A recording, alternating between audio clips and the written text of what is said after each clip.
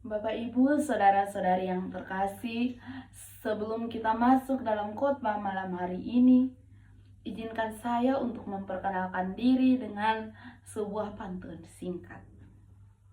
Jalan-jalan ke kota Medan, jangan lupa Libi ke Ambon. Perkenalkan, nama saya Keren Hapuk Seronita Sakbana. Saya merupakan mahasiswa Fakultas Teologi dari UKSW yang melakukan praktik khotbah sebagai pemenuhan dari mata kuliah Homiletika 2. Saya juga senang dan berterima kasih kepada Bapak Pendeta, majelis, dan semua jemaat atas kesempatan yang diberikan untuk berkhotbah di sini. Sekian dari perkenalan singkat saya.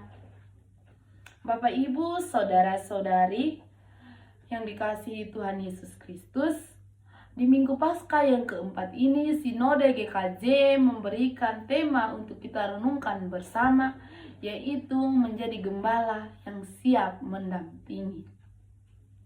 Bapak, Ibu, saudara-saudari yang terkasih, apa arti menjadi gembala yang siap mendampingi?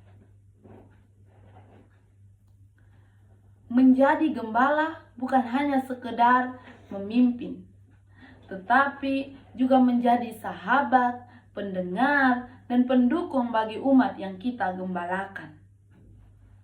Bapak, Ibu, saudara-saudari yang terkasih, Injil Yohanes pasal yang ke-10 ayat yang ke-22 hingga 30 menunjukkan Yesus sebagai gembala yang agung. Perdebatannya dengan orang Yahudi bukan hanya soal identitas, tetapi soal hubungan kasih dan pengenalan yang mendalam. Yesus bukan hanya pengajar, tetapi gembala yang dinamis, memimpin domba-dombanya menuju kehidupan yang kekal.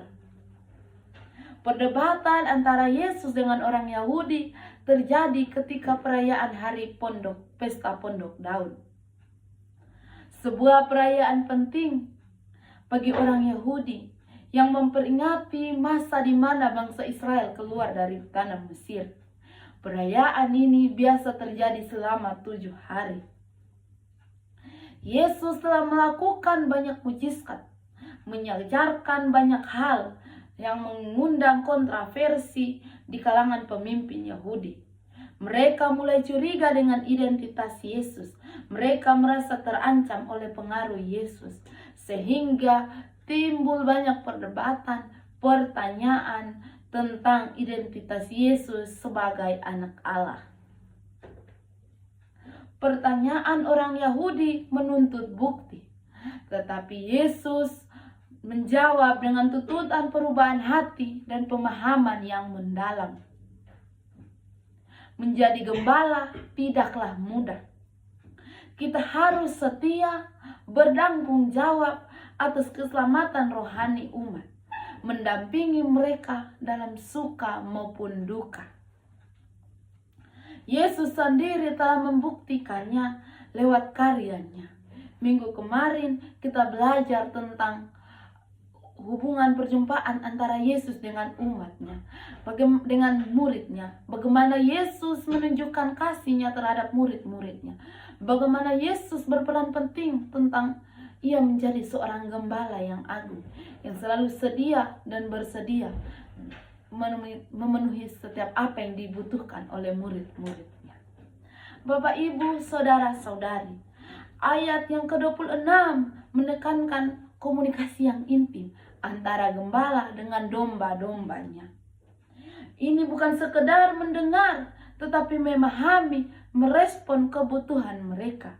Gembala yang baik berarti gembala yang mengenal domba-dombanya secara pribadi, mengetahui mereka dan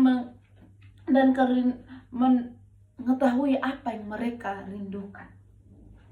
Menjadi seorang gembala harus mampu menciptakan suasana yang penuh sukacita dan damai. Bapak, Ibu, saudara-saudari, Yesus menjamin keselamatan dan kebahagiaan umatnya. Ia memastikan bahwa tidak satu pun umatnya atau dombanya binasa.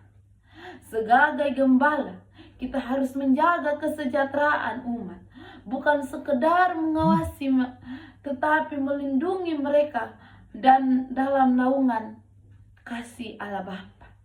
Bapak, Ibu, saudara-saudari, sebagai gembala kita dipanggil untuk menjadi teladan dalam hidup kita. Kita harus menunjukkan kasih dan kepedulian bukan hanya melalui kata-kata, tetapi melalui tindakan nyata. Kasih yang tulus, pelayanan yang ikhlas akan menjadi bukti nyata bahwa kita memang menjadi gembala yang siap mendampingi umat Tuhan.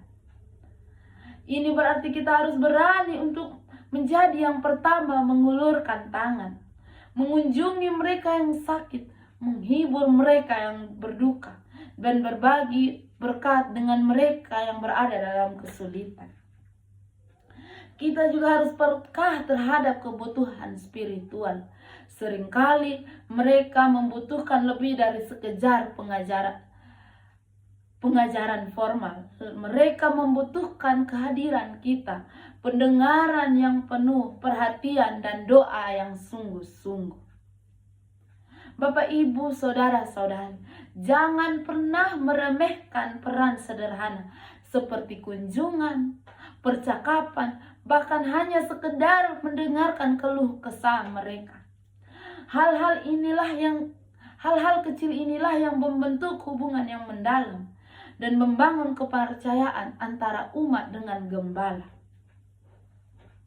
Bapak, Ibu, saudara-saudari, menjadi gembala menuntut kita untuk memperbaharui diri. Kita terus belajar dan dalam pengetahuan dan pemahaman terhadap firman Tuhan, sehingga dapat memberikan bimbingan yang tepat dan relevan terhadap umat. Perkaya hidup spiritual kita sendiri agar kita menjadi saluran berkat bagi orang lain. Bapak, Ibu, saudara-saudari, marilah kita renungkan teladan Yesus. Ia mengenal domba-dombanya, mengerti kebutuhan mereka satu persatu, dan mendampingi mereka selalu. Sebagai gembala, kita harus meniru kasih-Nya dan pengabdiannya, mendengar, memahami, merespon kebutuhan rohani umat, menciptakan kebersamaan dan kebahagiaan, menjaga keselamatan mereka seperti yang dijamin oleh Yesus Sang Gembala Agung. Bapak, Ibu, saudara-saudari yang terkasih, kita mungkin tidak asing dengan lagu Gembala Baik Bersuling dan Merdu.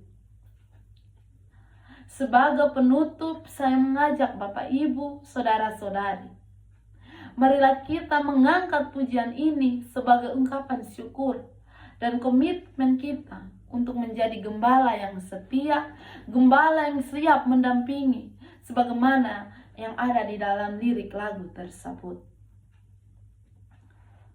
Gembala baik bersuling nan merdu, membimbing aku pada air tenang, dan membaringkan aku berteduh di padang rumput hijau berkenan. Oh gembala ku itu Tuhanku, membuat aku tentram hening, mengalir dalam sungai kasih-Ku, kuasa damai cerlang behening. Bapak, Ibu, saudara-saudari, lagu ini mengajak kita untuk mengidealkan pemimpin yang tidak hanya berfokus pada tugas dan tanggung jawabnya, tetapi harus menaruh perhatian khusus pada kesejahteraan dan umat yang dia gembalakan. Ia adalah gembala yang membangun hubungan, mendengarkan, mengerti, dan menyayangi domba-dombanya. Kiranya Tuhan memberikan kita hikmat, kekuatan untuk menjadi gembala yang setia dan siap mendampingi umatnya hingga akhir zaman. Tuhan Yesus memberkati kita dengan firman-Nya. Amin.